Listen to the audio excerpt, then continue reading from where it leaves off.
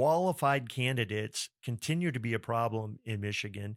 And the Republican Party, interestingly enough, seems to have candidates that like to fight each other more than they like to fight the Democrats. And that happens in the primary. That's why we try to stay out as much as possible. And, to get out, to speak into that, finding qualified candidates and finding out and getting a program together to get out the vote. That's what the PAC works on. We work really hard on and get out to vote.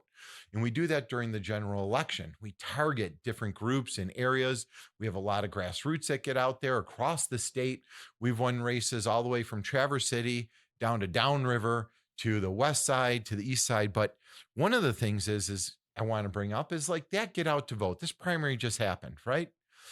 Where is the Oakland County Get Out to Vote campaign? I was looking at it, looking at the primary numbers, because we look at those very hard going into the general, in the Democrats versus the Republicans. And let's just take a couple races. Let's just take, the county executive race. And we're going to take the attorney for Oakland County race.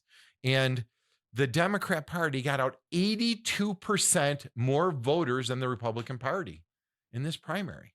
82%, Kevin.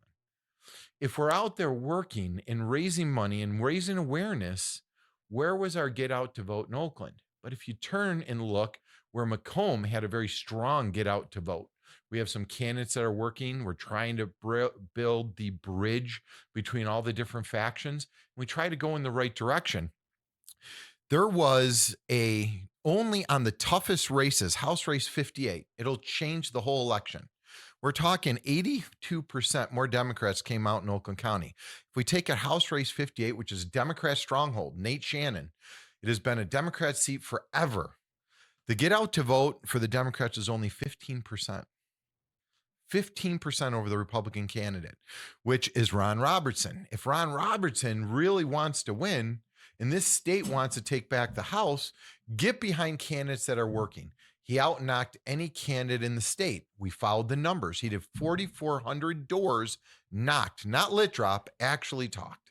I think it's interesting that Republican leadership a lot of times fails to recognize the most important races in the state. Absolutely. And it's the politics of politics. I don't care if you're a Republican or a Democrat. Leadership in both parties seems to expect people to kiss their backsides. And that's one of the things that when I ran, it separated me, I think, from several of the other candidates. I wasn't willing to kiss their backside to become a politician. I just wanted to do what's right. And in that Robertson race, I give this guy credit. He's not the favorite of Michigan Republicans and the Republican Party, and yet he's working his fanny off. And with your support, he's got a viable chance.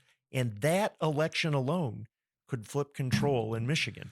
Well, as a PAC, we're out there looking for good candidates. We met Ron. We talked to him about running. But once they run, the PAC has to leave them alone, ultimately. We can't coordinate with them. So that's a challenge for the PAC. But because we found such a good candidate, we talked to him about it. Was like we gave him honesty of what it means to run. And he got in. He took it seriously. He's doing it on his own. And I can tell you, he has become the favorite now of the party. He's become the favorite of all the other large organizations. They want to support him. They saw what he did, how he closed the gap in such a strong Democrat area. I'm happy to hear that because I know that he didn't start out as the favorite.